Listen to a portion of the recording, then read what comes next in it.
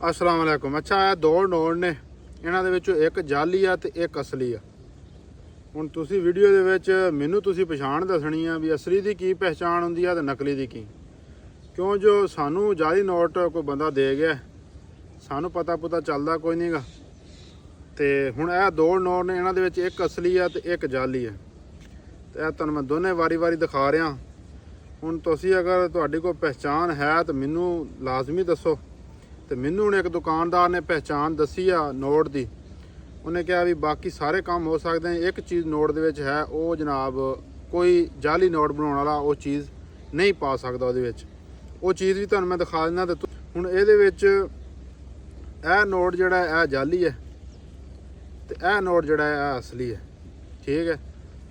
ਤੇ ਇਹ ਜਦੋਂ ਨੋਟਾਂ ਦੇ ਵਿੱਚ ਪੈਸੇ ਆ ਜਾਂਦੇ ਨੇ ਇਸ ਤਰ੍ਹਾਂ, ਕੋਈ ਲੱਖ ਰੁਪਇਆ ਹੁੰਦਾ ਤੇ ਬੰਦਾ ਗਿਣ ਲੈਂਦਾ ਜਲਦੀ। ਨਹੀਂ, ਸਾਨੂੰ ਤਾਂ ਨਹੀਂ ਪਤਾ ਚੱਲਦਾ। ਕਈ ਜਿਹਨਾਂ ਲੋਕਾਂ ਨੂੰ ਪਤਾ ਚੱਲਦਾ, ਕੋਈ ਐਸੀ ਨਿਸ਼ਾਨੀ ਦੱਸੋ ਵੀ ਬੰਦਾ ਗਿਣਤੀ ਦੇ ਦੌਰਾਨ ਹੀ ਨੋਟ ਪਛਾਣ ਲੈ।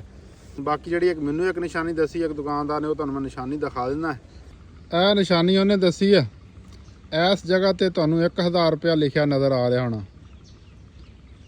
ਸਾਹਮਣੇ ਨੋਟ ਕਰੋ ਤਾਂ ਨਜ਼ਰ ਨਹੀਂ ਆਉਂਦਾ। ਇਹ ਹੁਣ ਜਾਲੀ ਨੋਟ ਹੈ, ਇਹਦੇ ਵਿੱਚ ਕਿਤੇ ਵੀ ਉਹ ਰੋਸ਼ਨੀ ਤੇ ਕਰ ਰਹੇ ਆ, ਕਿਤੇ ਵੀ ਉਹ ਜਨਾਬ ਨਜ਼ਰ ਨਹੀਂ ਆ ਰਿਹਾ। ਇਹ ਦੇਖੋ, ਇਹ ਮੇਰੀ ਉਂਗਲੀ ਦੇ ਕੋਲ ਇਸ ਜਗ੍ਹਾ ਤੇ ਤੁਸੀਂ ਗੌਰ ਕਰਨਾ। ਇਹ 1000 ਇੱਥੇ ਵਿੱਚ ਨਜ਼ਰ ਆ ਰਿਹਾ। ਬਾਕੀ ਜਿਸ ਟਾਈਮ ਤੁਹਾਨੂੰ ਪਤਾ ਚੱਲ ਜਾਏ ਵੀ ਇਹ ਨੋਟ ਜਾਲੀ ਹੈ ਤੇ ਤੁਸੀਂ ਅੱਗੇ ਕਿਸੇ ਬੰਦੇ ਨਾਲ ਧੋਖਾ ਨਹੀਂ ਕਰਨਾ ਤੇ ਉਸ ਨੋਟ ਨੂੰ ਆਪਣੇ ਕੋਲ ਰੱਖਣਾ ਵੀ ਨਹੀਂ, ਉਹਨੂੰ ਪਾੜ ਦੇਣਾ, ਠੀਕ ਹੈ। ਤੁਹਾਡਾ ਨੁਕਸਾਨ ਹੋਇਆ, ਅੱਗੇ ਕਿਸੇ ਵੀ ਆਪਣੇ ਭਾਈ ਦਾ ਤੁਸੀਂ ਨੁਕਸਾਨ ਨਹੀਂ ਕਰਨਾ।